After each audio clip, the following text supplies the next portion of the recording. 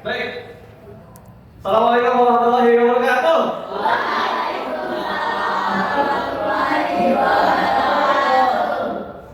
Ini baru adik-adik SMP 2 300 lainnya. Tepuk tangan dulu untuk semua. Terima kasih. Ada yang office di sini, ada office, angkat tangan, ada office. Yang office, angkat tangan, ada office. Baik. Yang MPK, yang MPK. Yang office, yang office. Office. Kamu siapa?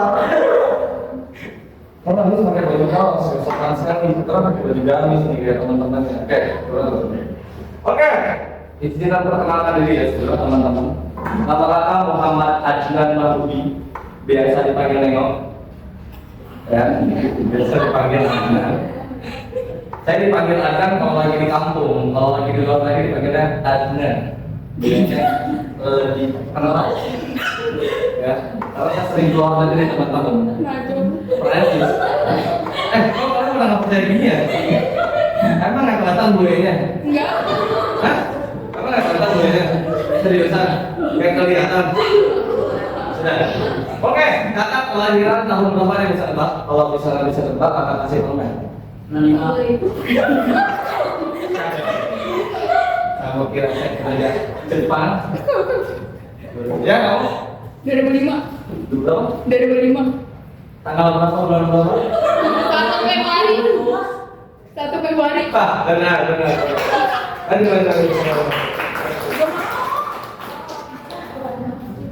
Udah ambil nih. Penonton para teman. Ada yang mau datang teman-teman? Sambut tepuk tangan yang meriah buat yang berikan.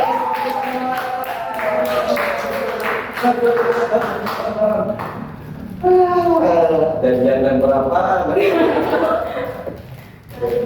Oke, amazing. Ada lagi yang mau datang? Tengok. Nice, amazing. Datang lagi. Yang saya teman-teman. Ini kalau begini masa ulang lagi. Oke, tingkat aja teman-teman. Oke, lanjut teman-teman. Kakak kelahiran 2005. Ada yang kalah kakak tolong? Iya. Ikhlas sebentar. Oke, ada yang nggak? Kalau misalnya kakak itu kelahiran 2005. Enggak. Kamu nggak nyadar kenapa nggak nyadar? Nggak kan? Pasti kalau mikir kakak tuh kelahiran 2013. Ya, umuran sama kalian tuh nggak benar. Terus kakaknya gara-gara apa? Hah? Karena ada kubisnya, ada jenggotnya. Siapa kamu?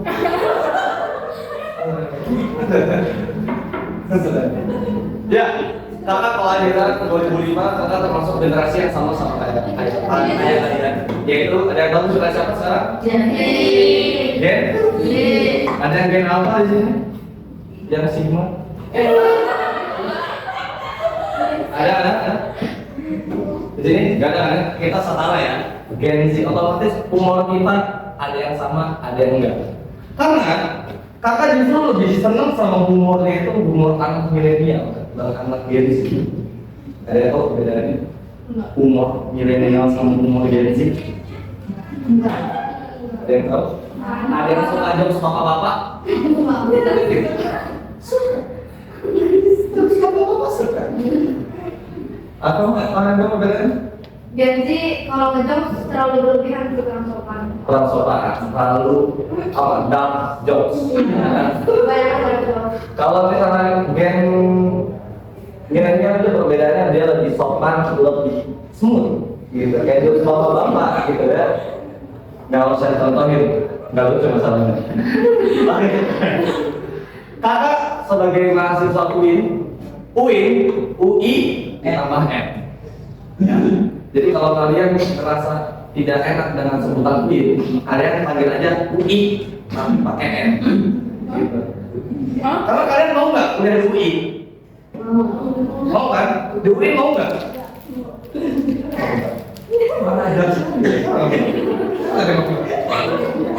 Hei, teman-teman, nih ya, kuliah di UI itu beda banget sama kuliah di UI. Di UI itu kalian nggak bisa ngeliat mbak garisan. abang-abang sarungan. Apakah dicek kalian di kampus? Kalian masuk ke kampus merasa masuk pondok pesantren? Serius teman-teman, masuk di UIN itu ke kampus pagi-pagi jalan kaki itu rasanya bukan masuk kampus tapi masuk pesantren. Kenapa? Mahasiswanya ada yang nggak bisa, ada yang sarungan, dosennya telanjang. Dosennya nggak telanjang, dosennya nggak telanjang, dosennya juga kalau yang cewek pakai gamis, yang cowok pakai saya nggak mau taruh saya.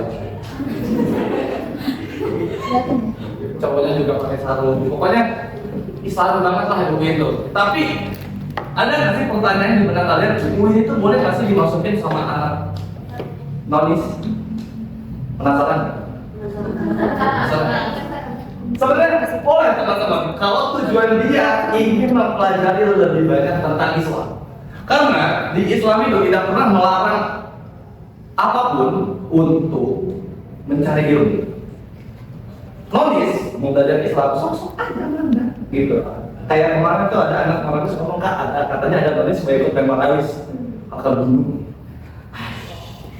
Nonis pengen ikut Marawis sudah jadi mowal aja nanti ya. Boleh salah.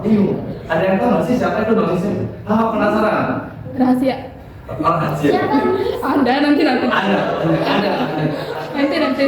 Dia mau masuk Marawis tapi nonis. Karena terbuka aja kalau dia mau ya.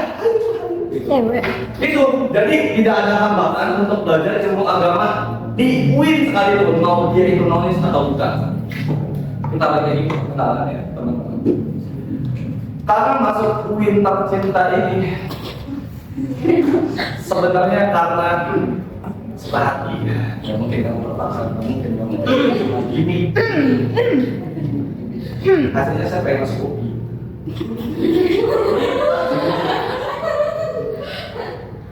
Takdir Allah masuk UIN. Selalu lanjutin dari bawah, selalu lagi. Ternyata tidak jauh lebih buruk keinginan kita sama keinginan orang tua.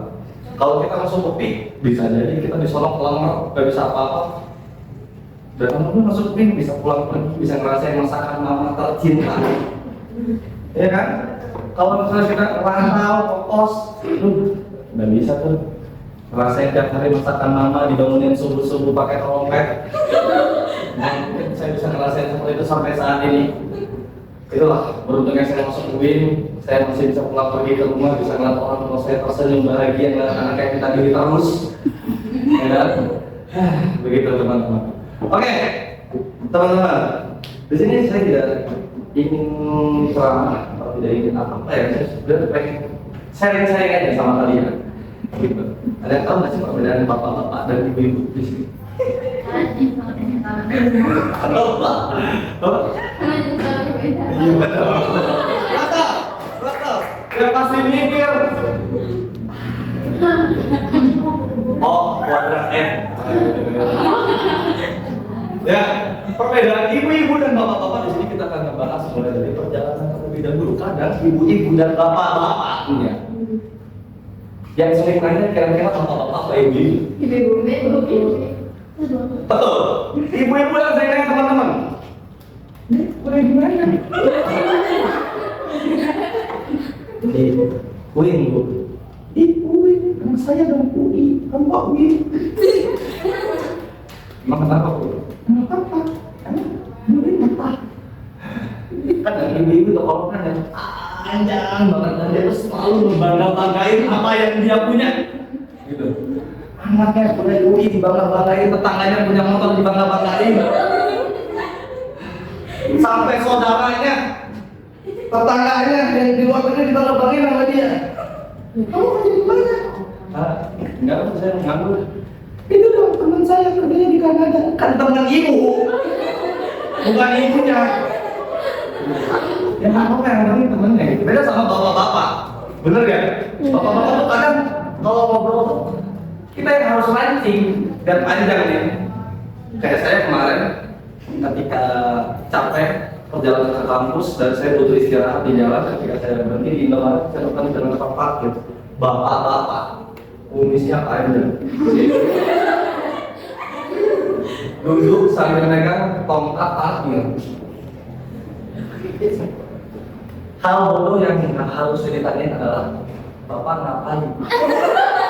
Jelas-jelas salah tukang parkir megang tongkat. Kalau saya nanya Bapak ngapain, saya bisa jawab. Benar nggak? Udah jelas pakai sama tukang parkir lagi duduk ditanya Bapak ngapain? Itu benar-benar. Yang saya datang. Biasa orang Indonesia kan gampang silaturahmi. Betul ya? Dengan pendidikan di alis doang. Ya saya salutin gitu. Saya ke bapak, Pak.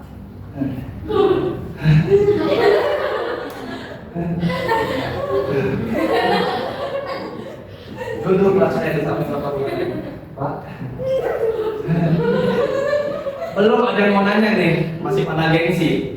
Kita sering diri kan aja. Saya ke bapaknya sambil melihatnya tuh sembunyi-sembunyi gitu loh, kayak kelihatan liatin. Pernah nggak sih kayak gitu?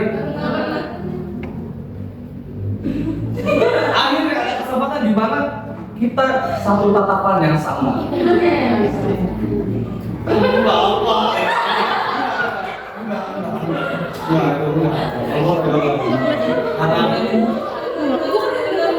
Bapaknya nanya. Habis dari mana deh? Habis dari kuliah, Pak, saya mau pulang. Kuliah di mana? Di UIN. Anak saya juga UIN. Masa mau UIN? Ketemu lagi sama si ibu tadi. Ibunya ngejemur dari bapak-bapak tukang parkir. Nah, bapak-bapak, bedanya bapak-bapak dan ibu ketika di jalan. Ada yang tahu bedanya? Kiri ke mana? Ketika di jalan, ada yang tahu perbedaannya? Nih, perbedaan bapak-bapak dan ibu. Bapak-bapak kalau di jalan naik motor anteng, lampu merah berhenti, lampu hijau jalan, lampu kuning hati-hati.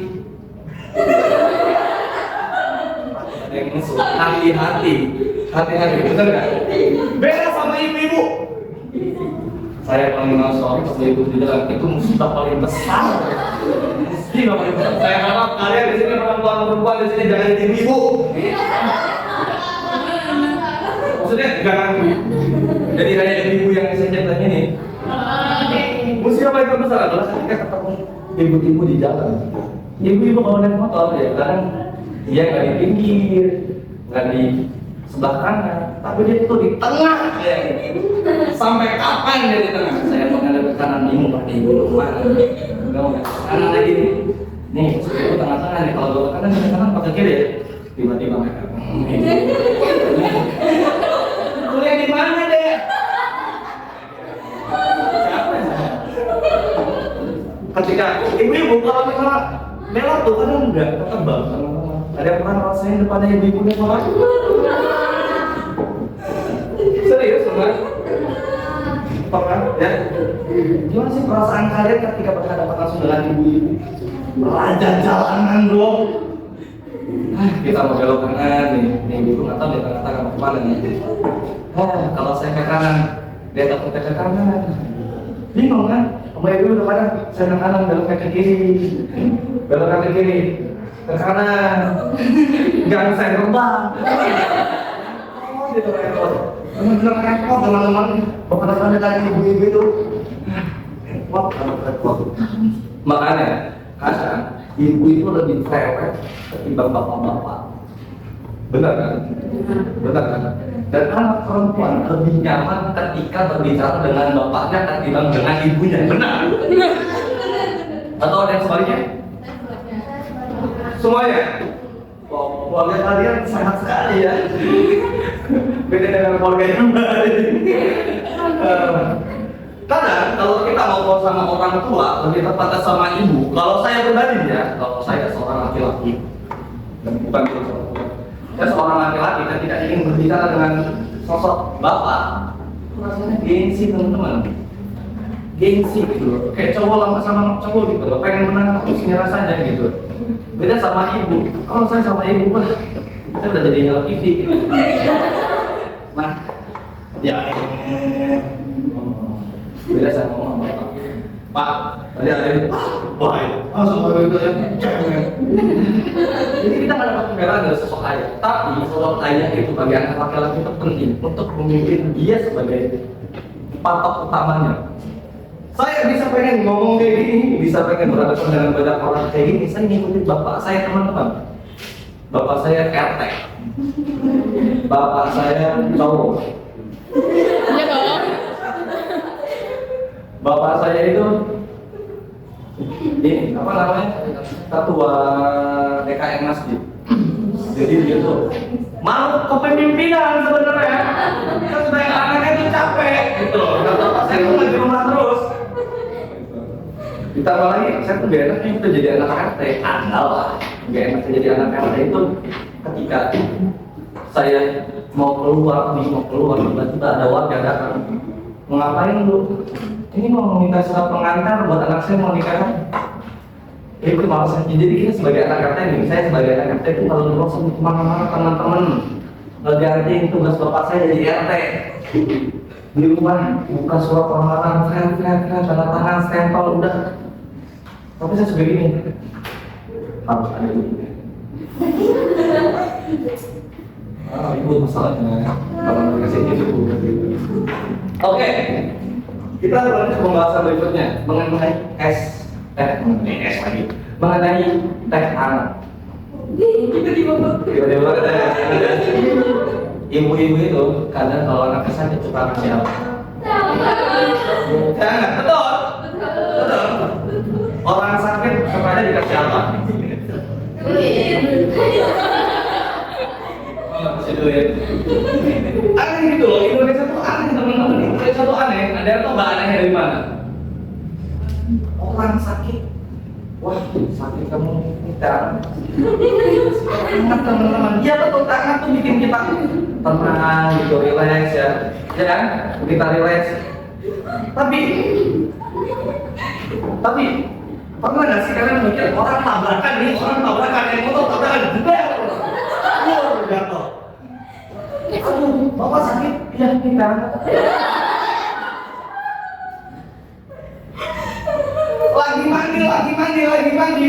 Lagi sampoan pakai shower.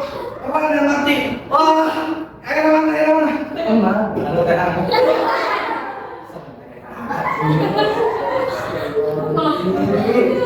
Itu benar-benar. Udah habis pikir kan udah. Ada anak ini, ada anak apa? Apa tuh? PMR ya? Ada di P3K-nya ada teh hangat nggak? Itu belum masuk P3K ya? Harus ada teh hangat. Apa? Pakai teh? Itu teman harus pakai teh hangat. Karena kalau misalnya ada teh hangat tuh rasanya gimana gitu ya? Ya walaupun benar apa pakai teh hangat, tapi kalau pas lebaran tidak ada teh hangat gitu. Apalagi orang udah kaki buntu, udah nggak bisa ngapa-ngapain. Hah? Ini kan? Enggak gitu. Kasihan. Nih saya pernah di pondok pesantren waktu itu, di pondok pesantren waktu saya umur sekalian. Walaupun saya umur sama kayak kalian. Saya pernah ketemu kakak kelas saya. Dia lagi ngobatin temennya, anak sekamarnya sakitnya lumayan parah waktu itu. Apa cacat, kan? Sedangkan cacat itu nggak boleh dideketin sama orang karena suka gula, betul? Betul. Jujur, keluarga saya semuanya udah pernah cacat dan saya selalu ngobatin dan saya alhamdulillah tidak pernah apa cacat. Enggak, alhamdulillah sampai sekarang tidak pernah penyakit cacat, alhamdulillah di luar ini. Itu saya sangat senang sekali. Tapi rasanya tidak sakit penyakit itu bisa nular teman-teman, kecuali kalau misalnya kita bisa ngobatin diri kita sendiri gitu. Jadi rajin cuci tangan, habis ngapa-ngapa itu rajin cuci tangan. Zaman COVID kalian begitu kan? Ya kan? Di sini saya pengalaman saya itu naik gunung. Ada yang pernah naik gunung sini? Ada yang pernah naik gunung? Bukan gunung santri ya? Bukan gunung santri. Ada lagi yang gunung? Ada yang pernah naik gunung? Hiking? Ada yang ikut kelompok di sini? Kalian di sini bukan bercerita alam kan? Pantesan tadi di sini banyak sampah, itu ada sampah, ini ada sendok, ini ada kolor, itu ada air. Nggak apa-apa lah teman-teman. Nih, saya berbagi pengalaman teman-teman mengenai perjalanan hidup saya sama saya sebelum masuk kuliah. Jadi ada waktu 2 bulan nganggur gitu teman-teman. 2 bulan saya nganggur dan ngapa-ngapain. Akhirnya saya memutuskan untuk berkegiatan. Mulai dari gunung-gunung yang kecil dulu, gunung pasir yang ada di depan dulu.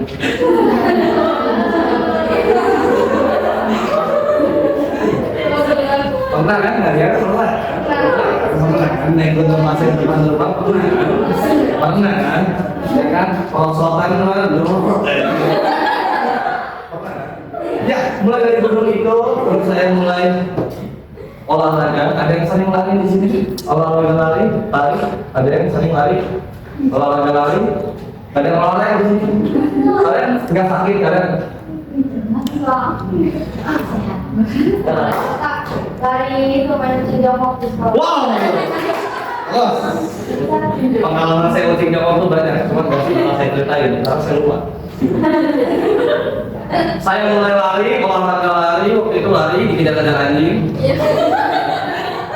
Ya, pokoknya gitu kalau kalian mau sehat adalah ketika kalian melewat orang, ketika kalian melewat dan ada anjing. Sini deh. Sampai anjing itu aja ngejar, gitu. Itu bisa menambah kecepatan kaki kalian. Situ. Makanya orang-orang kalau tuh bisa naik gunung sih, kalau bisa ini sih, ya gua latihan. Aku latihan, udah latihan aja. Bisa diajar aja, bisa sebenarnya bisa. Saya naik gunung nih teman-teman. Awal mula saya naik gunung itu adalah Gunung Pangrandinan yang ada di Kabupaten Bandung, Kecamatan Cicalengka. Itu gunung tercantik di Pulau Jawa Barat. Tercantik. Ada yang bilang bahwasanya sekarang itu sebagai miniaturnya Merbabu. Ada yang tahu Merbabu? Pasti kalian kan ngomong. Kalau saya tanya ada yang orang naik gunung nggak di Lombok? Gunung Everest. Oke, ada yang baru dan sekarang ada baru Gunung Sidoro atau ada. Saya belum coba ya, saya belum coba. Saya seringnya foto-foto yang mau lompat boleh ya? Boleh, mau lompat boleh. Saya sering ngelompat juga, saya udah lama ngelompat game. Cuma saya lagi nunggu season game berikutnya tuh di sini. Ada yang tahu The Mimic? Ada? Ada yang tahu? Itu dia benar-benar hard, teman-teman, itu benar-benar susah dan saya alhamdulillah sudah sama dalam jangka waktu 4 jam sama sekali. Oke, dari Gunung Pangrandinan ini saya banyak belajar teman-teman bahwasanya naik gunung itu harus dipersiapkan, mulai dari fisiknya, pakaiannya, makanannya, uangnya. Yang paling penting itu yang keempat nih, uangnya. Jadi jangan sembarangan bawa uang kecil ke gunung teman-teman. Ada yang bilang gunung murah, bohong. Gunung itu semuanya mahal. Belum perjalanan kitanya pakai bensin, pakai uang buat beli makan. Belum tiba-tiba motor badan meledak. Kitanya itu, kamu dari mana? Nah, jadi duit itu penting teman-teman buat kita perjalanan kemana aja ya. Nah, dari naik Gunung Pangrandinan ini saya banyak belajar. Akhirnya saya memutuskan untuk beberapa gunung yang ada di Provinsi Banten. 4 gunung di Provinsi Banten yang saya sudah tuntaskan. Gunung Perkasa di Kecamatan Cilegon, Gunung Pulau Sari, Pandeglang, Gunung Asepan, Pandeglang, Gunung Karang, puncak tertinggi di Provinsi Banten. Alhamdulillah saya sudah. Dan saya lagi menamatkan gunung di Jawa Barat. Gunung Salak sudah, Gunung Gede Pangrango sudah. Gunung apa lagi? Dan lalu yang ada di Jawa Barat, Papandayan udah. Gunung apa lagi? Investor, mana ini? Kamu kira saya punya duit? Ini aja air pakai gua. Enggak, Everest belum teman-teman, santai aja, pelan-pelan. Gunung Cikuray, gunung tertinggi di Kecamatan di Kabupaten Garut, ya. Sama gunung puncak tertinggi di Jawa Barat. Ada yang tahu? Tahu saya kasih rumah. Puncak tertinggi di Jawa Barat. Ada yang tahu? Teman-teman. Bukan.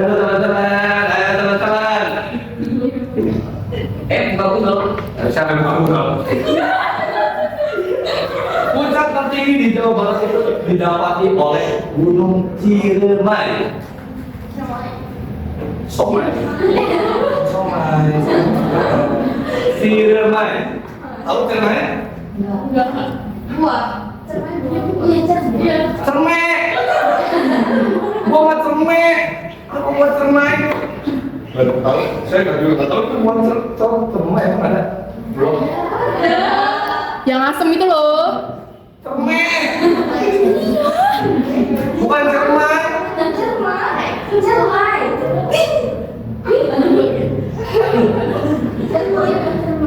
Serius cermek. Iya. Cermek. Aduh. Yang kuning itu kan? Iya. Ya, yang matang itu yang kuning. Loh, Ferry, jawab apa?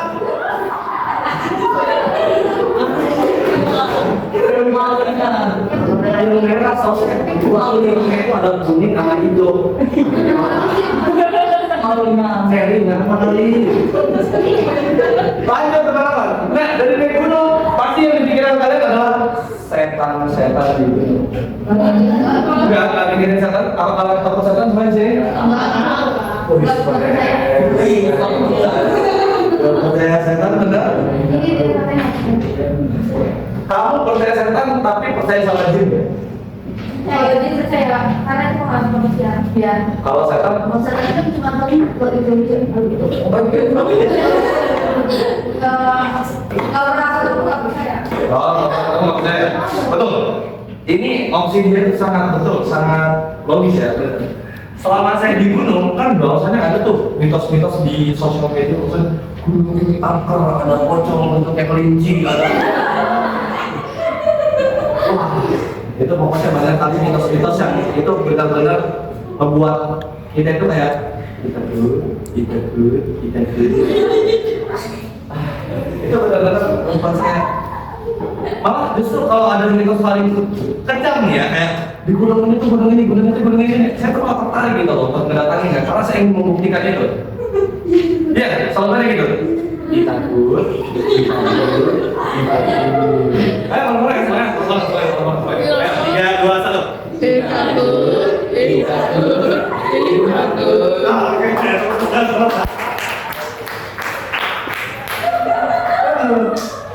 Kakak dapat slogan itu, teman-teman. Kakak dapat slogan itu dari salah satu panutan kakak ya. Bukan panutan, inspirasi kakak terhadap naik gunung itu tidak melulu tentang setan. Siapa lagi kalau bukan komika yang kakak idamnya gitu. Namanya Zawin Nur Cahya. Kalian bisa cari aja di YouTube. Ada yang pernah nonton Zawin? Mungkin bawa asing ya, itu ingat kalian. Cuman kalau kalian mau nonton channel itu itu seru. Dia itu salah satu pendaki yang emang itu kerjanya nantangin setan. Nantangin setan, pesulap merah di bawah gunung. Orang-orang cewek di bawah gunung. Pokoknya banyak. Apalagi yang terakhir tuh yang kemarin dia naik gunung yang tempatnya itu adalah gunung Pesugihan di Jawa, di Pulau Jawa. Ada yang tahu gunung Pesugihan di Pulau Jawa? Gunung Kawi. Nih Kawi. Panjangin aja kan. Bosannya logis nih. Kalau kata dia, sekarang itu gak akan percaya kalau misalnya kita belum bisa makan. Bahkan tuh buktikan waktu di gunung. Bosannya mana sih setan yang ada di gunung?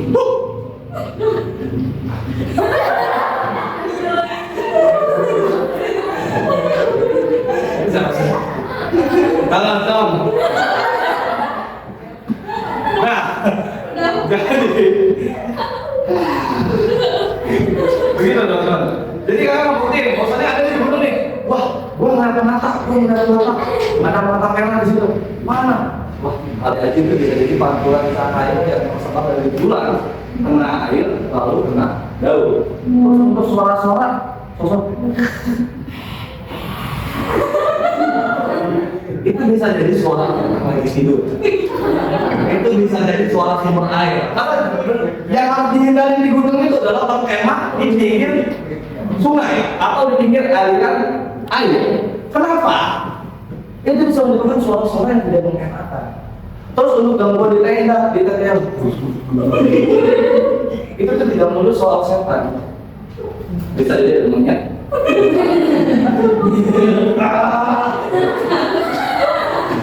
Bisa jadi monyet, bisa jadi kelinci, bisa jadi kucing, bisa jadi kangkung, kayu. Bisa jadi ibu lagi.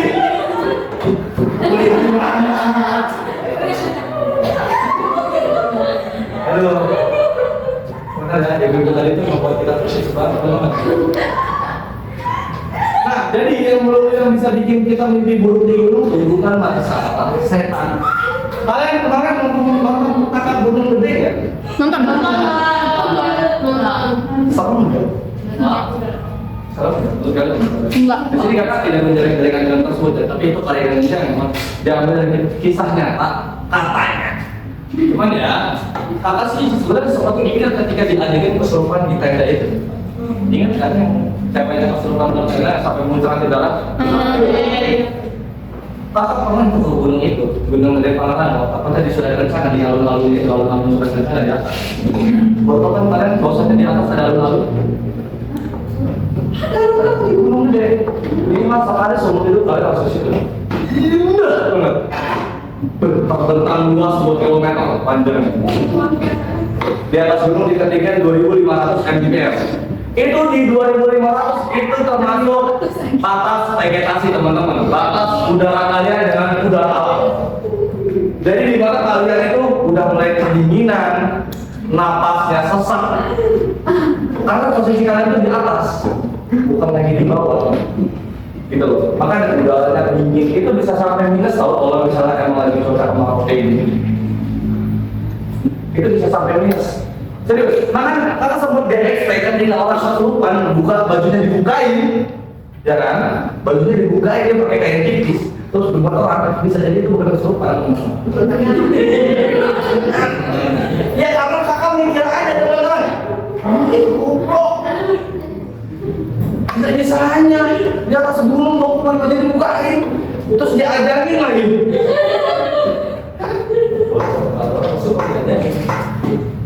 Aku yang kena salsa. Bentar dulu dong, lu lagi asik begitu nih. Itu teman-teman, guys, itu di situ. Karena benar teman-teman, di gunung itu yang kesurupan yang ini, itu bisa disebabkan karena pikiran mereka yang terbang melayang-layang. Jadi kalian capek, males ngomong, males itu, terus dalam pikiran kalian, gue pengen jadi macan, gue pengen jadi macan, lu jadi macan. Ya kan? Karena siapa sih yang waktu kecil pernah ngehalu jadi ini, jadi itu? Ada yang pernah? Pernah? Jadi apa? Belum jadi apa? Kalau jadi mau pamer, bangun itu langsung begini. Merasa paling ganteng gitu. Keluar rumah bukan punya begini. Syuk.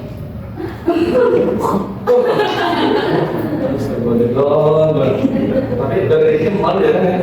Ya nggak apa-apa. Kalian aja kan bisa beli mainan Ultraman yang gede ya. Ya, sudah. Dah, sekali teman-teman. Kita bahas lagi, ada yang mau dibahas? Ada yang mau ditanyakan? Boleh? Ada yang mau dibahas? Atau ada yang mau bertanya mengenai kehidupan kakak seperti apa? Boleh? Kita nanya? Masuk UIN susah nggak? Masuk UIN susah nggak? Kamu udah lulus ya? Udah. Lulus ya? Masuk UIN susah nggak? Teman-teman kan? Masukin lagi aja nih. Beli rumah aku enak ya? Masuk UIN susah banget teman-teman. Jawabannya adalah enggak sih. Sebenarnya kakak masuk UIN yang teman-teman aja ya. Sebenarnya gitu. Masuk itu karena tuh emang jalur yang paling terakhir dari segala perjuangan kakak itu adalah salah satu perjuangan yang terakhir karena udah malas gitu. Kenapa? Karena udah masuk ini jadi mungkin saya mau anak keluar cuman udah masuk ini mungkin katanya jadi Pak Haji gak bisa ngomong kayak gitu tadi dong.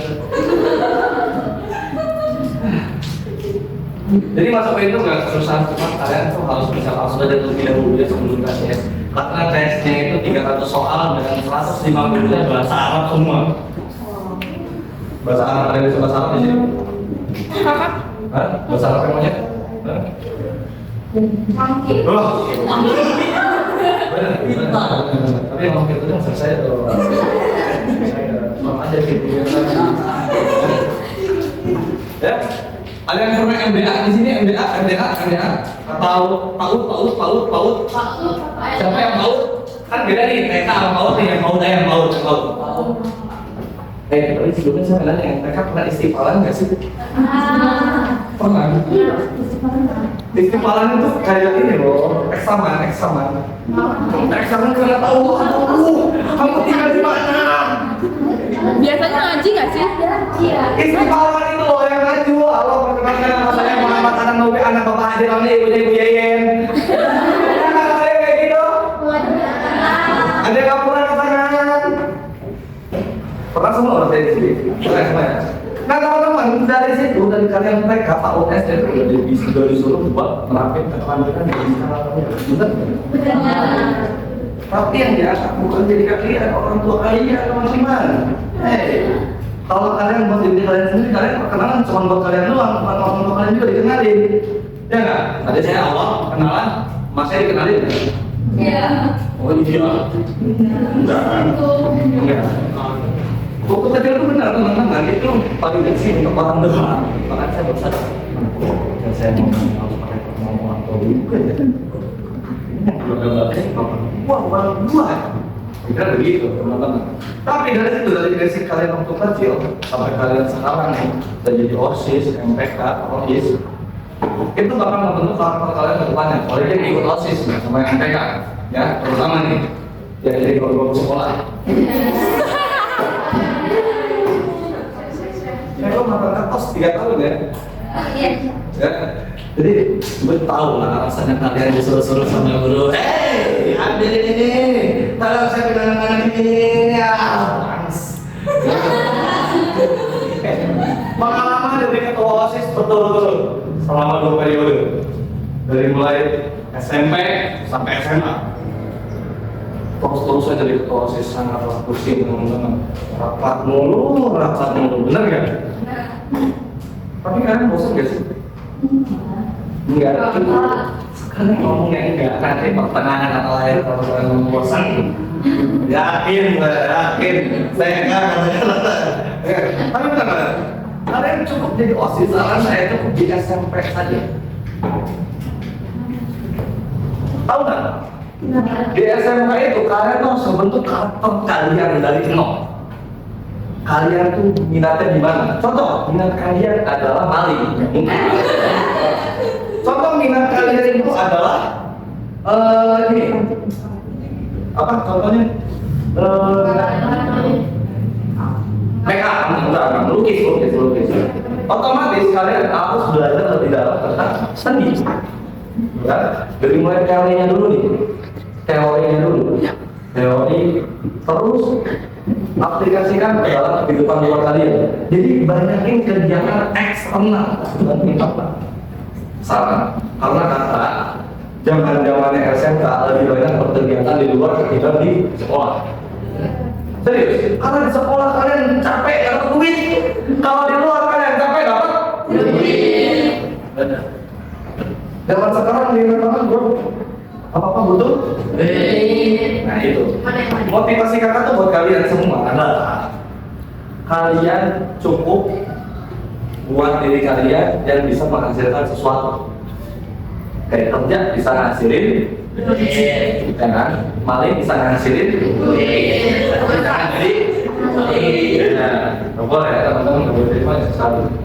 Nah, itu kalau waktu SMA ini cerita ya sebenarnya. Cerita sedikit. Kalau waktu SMA itu banyak kegiatan di luar ruangan, di luar sekolah gitu teman. Di luar sekolah, kakak belajar kerja di luar sekolah. Jadi kakak sekolah tuh tetap aktif. Cuma kegiatan kakak di luar. Kayak gimana contohnya? Kakak menunjukkan anak Marawis. Waktu kalian masih SD, anak kalian masih SD, kakak udah di sini duluan. Kakak menunjukkan anak Marawis itu kakak sempat diberi deadline sama pembina kakak waktu itu. Tolong, Marawis melompat tanggal segini, tahu nggak tanggal berapa dan hari ini keseluruhan hari apa? 6 hari sebelum mau lomba. Sudah nggak anak keluar waktu itu nggak ada. Bener-bener nggak ada bro, kosong bro, nggak ada anak tarawih di sini, alatnya doang ada. Alatnya apa? Ini ibu kumpulin anak tarawih ini, udah mengikut tarawih sekarang nanti dari nol untuk 6 hari ke depan lomba. Ada yang pernah ikut tarawih? Maksudnya anak OSIS kan? Ngerasain tarawih gitu? Ngerasain apa? Kerjain gitu, kerjain. Pernah kan? Kira-kira sulit gak buat ngekompakin satu sama lain ini? Sulit. Kayak kalian ini di OSIS dikompakin jadi satu sulit gak? Sulit. Tapi karena adanya sering pertemuan, sering ketemu, sering bercanda, sering ngegayo, itu. Jadi buat OSIS, buat ODIS, banyak-banyakin ngobrol, banyak-banyakin ketemu, banyak-banyakin rapat dan lain-lain. Kalau rapat kan formal banget, banyakin kayak kumpul-kumpul aja ngopi, santai, diskusi. Itu sebenarnya nggak harus rapat ya. Kan kalau rapat otomatis kita harus serius. Apa serius? Kalau misalnya ngomong kan kita bisa sambil bercanda, kita bisa serius, bercanda kita serius. Alhasil bercandanya ada, seriusnya ada, jadi enak masuk ke dalam otak. Benar ya? Jadi serius ini enggak asik.